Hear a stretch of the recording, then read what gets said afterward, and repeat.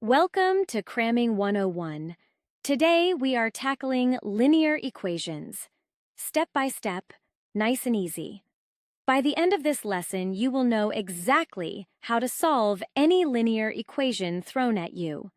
Let's start with the golden rule of linear equations. When solving a linear equation, our one goal is to get the variable completely on its own, isolated on one side of the equals sign. To do this, we follow one simple rule. Move all variable terms to one side of the equation and move all constant terms to the other side. We do this using addition and subtraction, adding or subtracting the same thing from both sides to keep the equation balanced. Think of it like a set of scales. Whatever you do to one side, you must do to the other. Once the variable is isolated, divide both sides by its coefficient, and you have your answer. Now, let's look at what happens when fractions appear in a linear equation. Do not panic when you see fractions. There is a clean trick to get rid of them instantly. Simply multiply both sides of the equation by the denominators to cancel them out completely. Here is our equation. 3x plus 4 over 5 equals 2x minus 8 over 7. We multiply both sides by 5 and by 7. The 5 cancels the left denominator, the 7 cancels the right denominator. This is called cross multiplication. We are now left with 7 times the quantity 3x plus 4 equals 5 times the quantity 2x minus 8.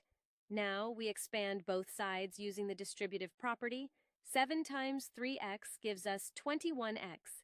7 times 4 gives us 28. On the right, 5 times 2x gives us 10x, and 5 times 8 gives us 40. So our equation becomes 21x plus 28 equals 10x minus 40. Now we get all the x terms on one side.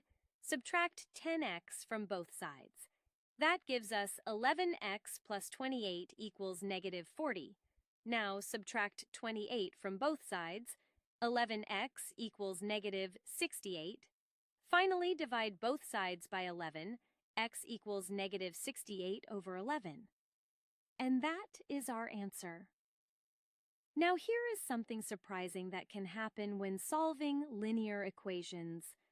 Sometimes the variable completely disappears during solving.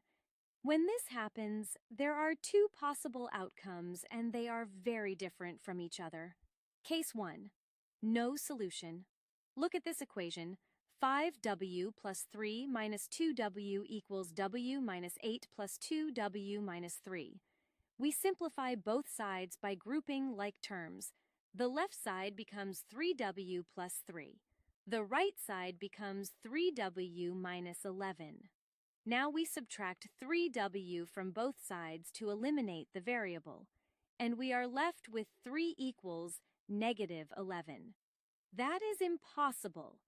3 can never equal negative 11 no matter what value we give w. This means the original equation has absolutely no solution, none at all. Case 2. Infinite solutions. Now look at this equation. 2z minus 8 minus 5z equals 2 minus 3z minus 10. We simplify both sides again. The left side becomes negative 3z minus 8. The right side also becomes negative 3z minus 8. Both sides are completely identical. This means no matter what value we substitute for z, the equation will always be true. Every single number works. This equation has infinite solutions. Let's recap the 4 steps to solve any linear equation. Step 1. Simplify both sides. Group like terms together on each side. Step 2. Move all variable terms to one side using addition or subtraction. Step 3. Move all constants to the other side the same way. Step 4. Divide both sides to isolate the variable and find your answer. 2 special cases to remember. If the variable disappears and you get a false statement like 3 equals negative 11, there is no solution. If the variable disappears and both sides are identical, there are infinite solutions. And always check your answer by substituting it back into the original equation. That is linear equations covered. This has been Cramming 101. See you in the next lesson.